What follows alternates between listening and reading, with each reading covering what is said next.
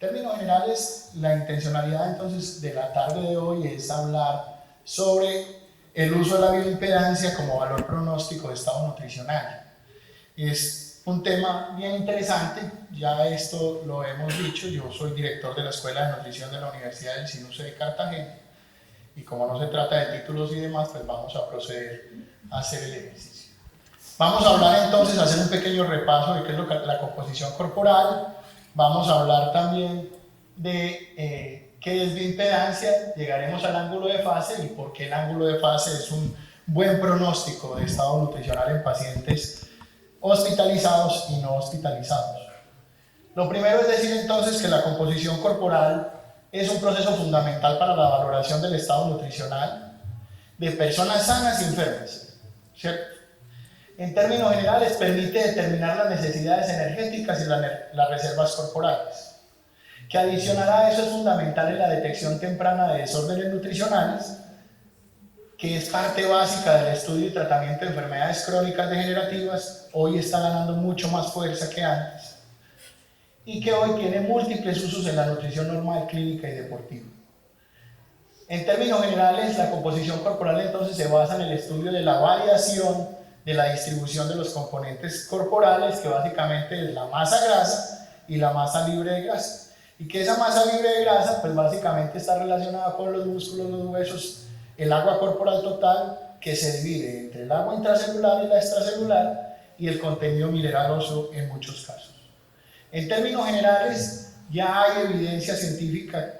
Desde el 2012 nos venía diciendo revistas importantes como Nutrición y Metabolismo que efectivamente la evaluación corporal se puede usar como una evaluación y una herramienta de nutrición clínica. Y por aquí en el 2015 también nos decía Aspen y la Journal Parenteral y Enteral que efectivamente la composición corporal se puede usar como un ejercicio de nutrición clínica importante. Básicamente la composición corporal, según estos autores, se ha venido usando como factor predictor de toxicidad y supervivencia, pero también se ha venido utilizando para medir la intervención nutricional, la intervención farmacológica y el ejercicio físico. Estos son asuntos muy importantes porque si bien es cierto son los usos que dicen estos académicos, la verdad es que todos los días hay más usos de la evaluación de la composición corporal. Y efectivamente, como nos decía el doctor, pues existen varios métodos para evaluar la composición corporal. Un método que es el método directo, los indirectos y los doblemente indirectos. El método directo entonces es el gold estándar, que es la disección de cadáveres. Y aquí cabe la pena mencionar algo, y es que es el único método de evaluación de la composición corporal que saca grasa visceral. No hay ningún aparato de bioimpedancia en el mercado que diga eso, y si lo dice es mentira. Y quiero ser tajante en eso. No hay ningún equipo de bioimpedancia que pueda medir grasa visceral. En términos generales, el gold estándar para eso es la disección de cadáveres. Existen algunos métodos indirectos que se acercan al gold estándar, pero la bioimpedancia no. En términos generales, el doctor que me antecedió ha hablado un poquito de los métodos indirectos, especialmente el de la densitometría. Pero el de las imágenes, existen todas estas técnicas para evaluar la composición corporal, las físicas todas estas y las densitometrías estas. Y están los doblemente indirectos, que es la antropometría, que es la más usada por los nutricionistas en todo el mundo, la conducción eléctrica total y la bioimpedancia, que es en lo que nos vamos a centrar en este 20 minutos que nos faltan. Básicamente, uno podría decir que hay unos que son mejores que otros, todos tienen limitaciones y todos tienen ventajas. Especialmente para algunos profesionales la mayor limitación es el costo, pero dependerá del momento, de la institución, de los recursos de la institución para poder saber cuál método utilizo y cuál es mejor, ¿cierto? En términos generales, los dos más usados hoy por nutricionistas en nutrición clínica están relacionados con la bioimpedancia eléctrica y la antropometría. Básicamente los dos entonces son métodos doblemente indirectos. El primero está basado en el paso de una corriente eléctrica y el segundo basado en mediciones de circunferencias, parámetros, perímetros, pliegues, etc. Esta es una técnica simple, rápida y no invasiva, y la otra es una técnica un poco más complicada debido a que tiene que ubicar correctamente pliegues, puntos óseos que existe en ella un error en la técnica para la toma de la medida. Eso significa que hay que estudiar una técnica correcta, y que en este hay un poco error en la toma del dato, ya que no necesita calibrar equipos, sino que lo que necesita es saber manejar el equipo. En términos generales, puede ser relativamente económica dependiendo del equipo, y esta efectivamente es mucho más económica que cualquiera. En términos generales, cuál usar dependerá, insisto, de los recursos, la institución y los objetivos que queramos lograr institucionalmente. Entonces, la bioimpedancia básicamente consiste en la resistencia que ponen los tejidos corporales al paso de una corriente eléctrica. Y ese es el principio de la bioimpedancia. Y básicamente porque la masa magra opone poca resistencia al paso de esa corriente, y la masa grasa opone resistencia mayor. Entonces volvemos a lo mismo. La bioimpedancia no saca la grasa, la calcula por asuntos diferenciales. Es decir, que utiliza fórmulas matemáticas para calcular con el paso de la corriente cuánta grasa tiene. Todos los equipos hacen lo mismo. Entonces nunca la bioimpedancia toma la grasa de manera directa. Por eso el que les diga que está tomando grasa visceral no nos está diciendo la verdad. En términos generales, la bioimpedancia entonces es un método doblemente indirecto usado para evaluar la composición corporal en entornos clínicos y en campo. Ahorita vamos a profundizar un poquito más en eso. Y el principio fundamental es que entonces es el paso de la corriente. Básicamente, la corriente de alta frecuencia traspasa la célula.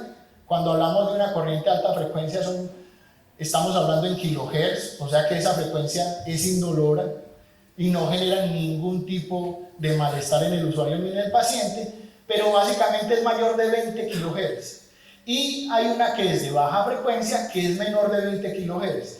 Como no tiene la fuerza para traspasar la célula, choca entre las células y me mide el líquido extracelular, y el otro me mide lo que hay dentro de la célula. Muy importante, porque en términos generales, básicamente la bioimpedancia en sus distintas técnicas, como ya lo hemos dicho, tiene una enorme difusión en la comunidad científica, y ya se lo están hablando desde 1986. Y básicamente existen tres tipos de bioimpedancia: el que utiliza monofrecuencia, el que utiliza bifrecuencia o el que utiliza multifrecuencia. Y existen muchos equipos en el mercado. Básicamente uno que puede uno decir que está descartado es el de monofrecuencia. Básicamente no sirve como valor pronóstico, porque básicamente no está traspasando la célula. Es decir, que aquellos equipos que utilizan monofrecuencia nunca me van a poder medir el agua intercelular y el agua extracelular, porque me calculan el agua como agua corporal total. Y eso es de mucha importancia, porque después vamos a ver que un valor pronóstico también es el equilibrio intra y extra. En términos generales, los dispositivos de multifrecuencia permiten ir más lejos en el análisis de los compartimentos y me puede sacar más cosas. Pero además de eso, dentro de ellos, aquellos que usan multiorganismos. Es decir, puede ser que un equipo que les estén vendiendo digan que sea multifrecuencia, pero todos los cálculos que sacan, los sacan solamente con un algoritmo. Entonces siempre será mejor que esos cálculos que son de regresiones sean de muchos algoritmos para poder comparar entre ellos y sacar un valor muchísimo más exacto. Entonces no solamente que es mejor un equipo que tenga varias frecuencias, sino que además de eso utilice varios algoritmos para calcular por regresiones toda la información que nos brinda el equipo. En términos generales, la bioimpedancia entonces es un método no invasivo, relativamente barato, y se puede realizar en pacientes hospitalizados y en cualquier lugar, porque hoy se cuentan con equipos portátiles. Cuando hablo de cualquier lugar, también en la práctica clínica de pacientes hospitalizados, inclusive en UCI. Así tengamos muchas discusiones académicas alrededor. Porque básicamente la importancia de la bioimpedancia es el paso de la corriente eléctrica. Y para una única cosa, o en el único caso en el que esa corriente no puede pasar por fluidos corporales, es en una persona en un cadáver. ¿Cierto?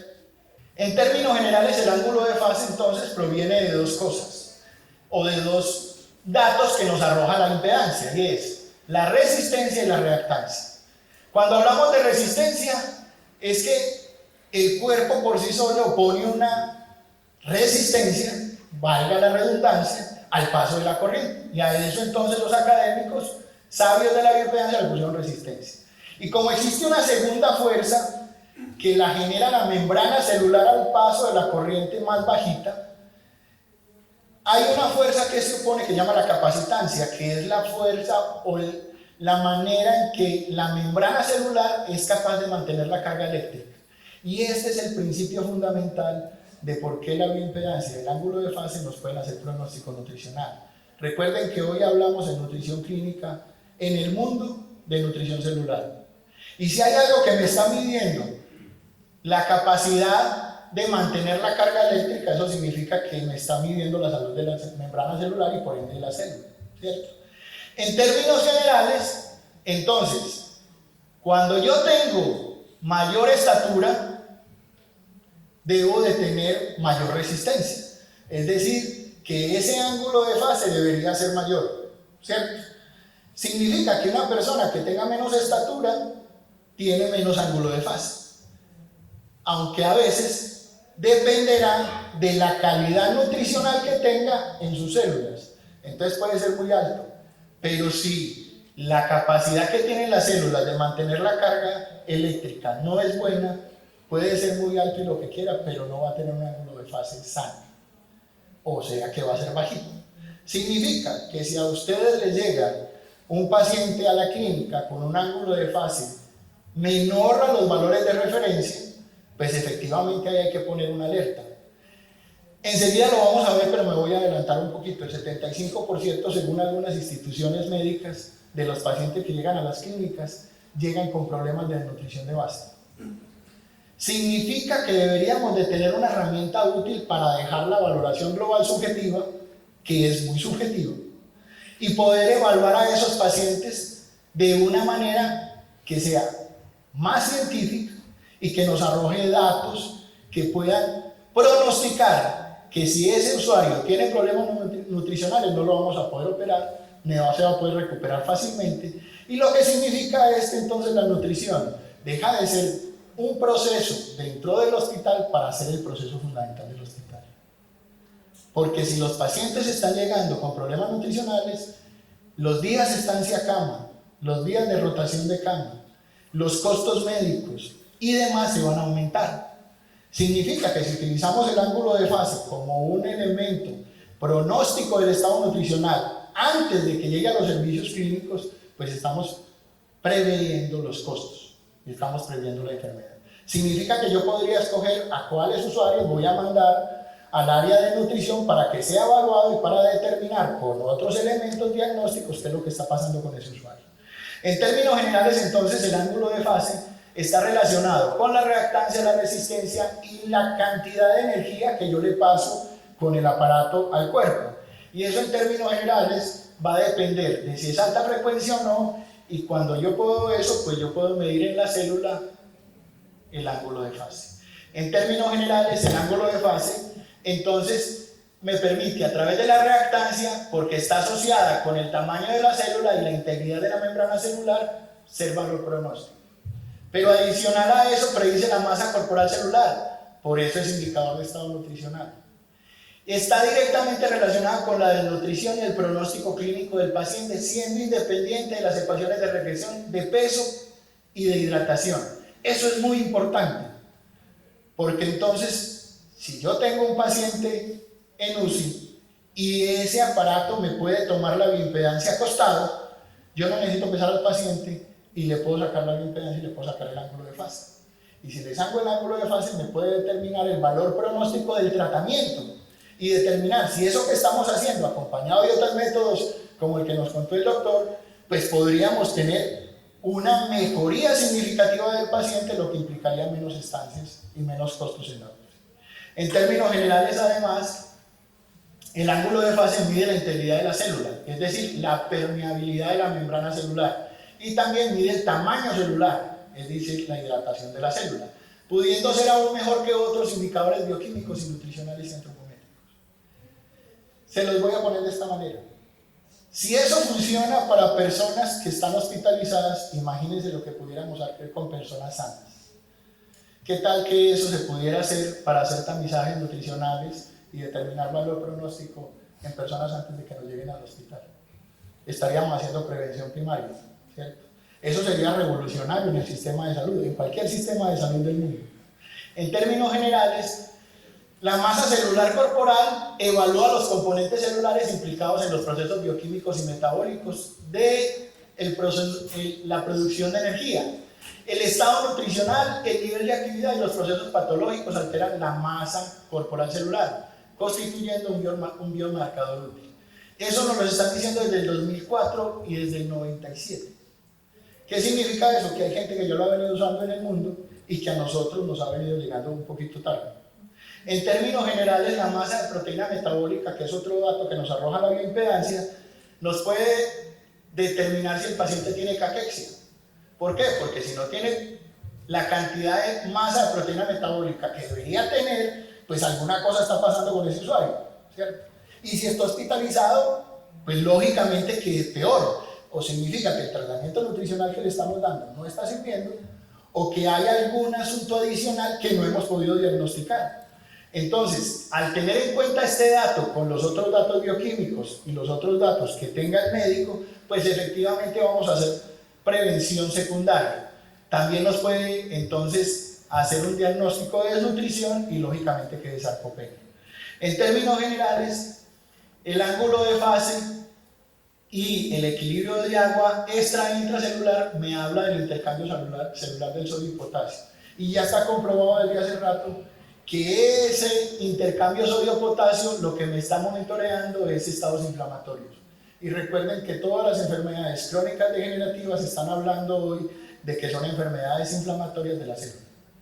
Significa que si usted tiene esos tres parámetros en la clínica, usted puede estar pronosticando cómo se está recuperando su paciente, si ese tratamiento que usted le está dando está sirviendo o no, y cuáles son los cambios que tengo que hacer en el tratamiento antes de que ese paciente empeore. En términos generales, se ha usado el ángulo de fase en pronóstico de estado nutricional desde el 88 y algunos asuntos anteriores. Pero básicamente el soporte bibliográfico que está en la literatura habla que es a partir del 1988. Y dice que es un excelente marcador nutricional y que también puede indicar alteraciones funcionales de la membrana. Eso es lógico gracias a lo que hemos visto. En términos generales, el ángulo de fase también por aquí en el 2004 nos decían que bajos valores de ángulo de fase vienen siendo significativamente asociados a riesgo nutricional. Otros autores, para en el 2005, nos decían que la práctica clínica diagnosticar a los pacientes con desnutrición adecuada y precozmente puede facilitar la intervención nutricional e influenciar positivamente su evolución clínica. De hecho, si una institución hospitalaria podría ahorrar mucho dinero si a todos los pacientes les pudiera medir ángulo de fase como media entrada. En vez de estar haciendo valoración global subjetiva en urgencias, si yo le hago eso a todos los usuarios y entiendo que eso me puede ahorrar dinero, pues imagínense que además de eso gano más plata porque tengo más pacientes en el servicio de nutrición hospitalaria. Entonces, efectivamente eso se cobra y efectivamente eso va a redundar en beneficio de la institución a la que uno representa. En términos generales, por aquí en 2006, decían que el ángulo de fase se interpretaba como un indicador de integridad de la membrana y la distribución del agua entre el espacio intra y extracelular. Miren la importancia de la medida del agua intra y extra. Es no solamente el agua corporal total. Los aparatos que tengan la posibilidad de medir no solamente el agua corporal total tienen una limitación clínica para nosotros, ¿cierto? Del 2008 nos decían también que los estudios tienen sugerido que el ángulo de fase puede ser una herramienta sensible para evaluar el estado nutricional y la efectividad de las intervenciones de la dietoterapia.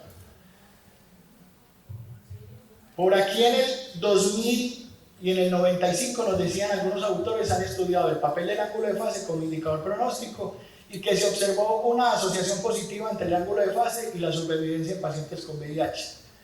En el 2008 nos decían que eso también era con cáncer de mama. Los valores de ángulo de fase por bioimpedancia en 2013 y nos decían que también podía ser valor pronóstico. Pero adicional el ángulo de fase como indicador del estado nutricional en pacientes críticos. En términos generales, como hay equipos portátiles, pueden usar guantes delantes y ayudar a tomar la medida en el paciente. En este estudio concluyeron que el ángulo de fase en UCI puede ser útil para identificar esos pacientes desnutridos precozmente. Y otros autores también en 2015 decían que también eso se podía hacer para cáncer de colon, mama, pulmón, páncreas, esclerosis sistémica, cirrosis hepática, EPOC. Inclusive hoy se está trabajando con niños, experimentos en México para determinar si los equipos portátiles se pueden usar en niños. Eso nos cambiaría igualmente peso, talla y otra cantidad de cosas que venimos haciendo desde hace años. En Brasil estudiaron niños que tenían osteogénesis imperfecta y dijeron que el ángulo de fase podría ser pronóstico de mejoría de la enfermedad. Y este, que es otro estudio del 2008, este del 2008 dice la asociación entre el ángulo de fase y la actividad física.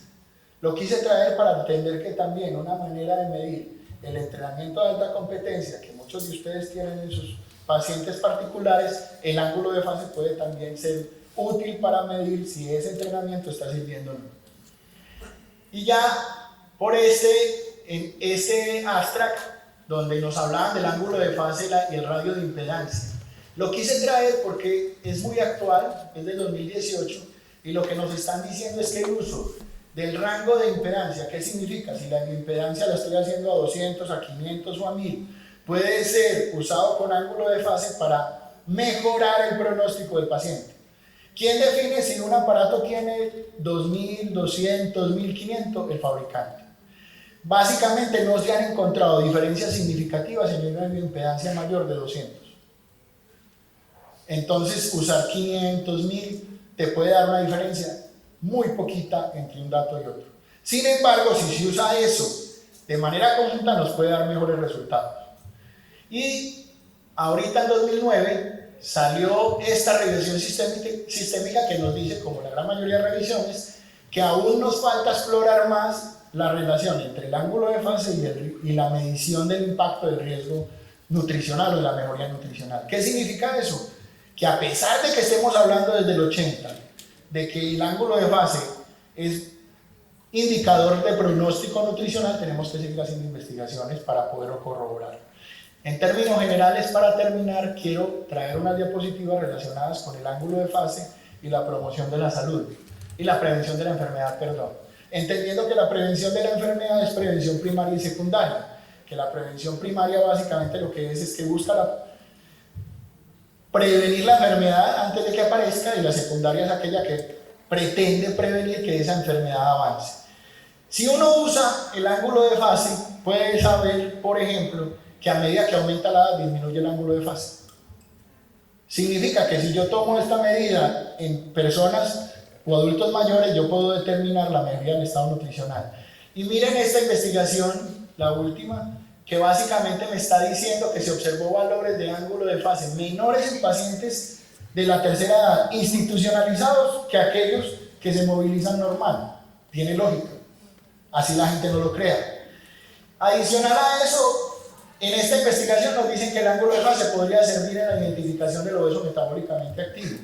Y si nos vamos para sarcopenia, que está generada por todos estos elementos que ustedes saben más que yo, y que podría generar hasta riesgo de muerte y hospitalización, pues si efectivamente podemos determinar a través de la cantidad de proteína metabólica que no está funcionando, puedo prevenir la sarcopenia, puedo prevenir hospitalización y muerte.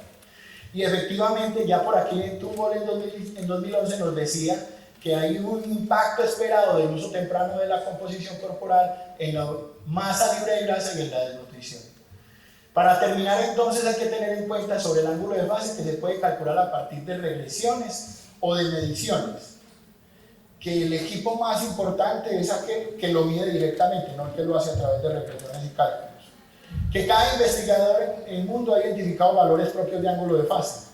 Que adicional a eso, los valores son diferentes para hombres y para mujeres. Que se han documentado diferencias estadísticamente en razas.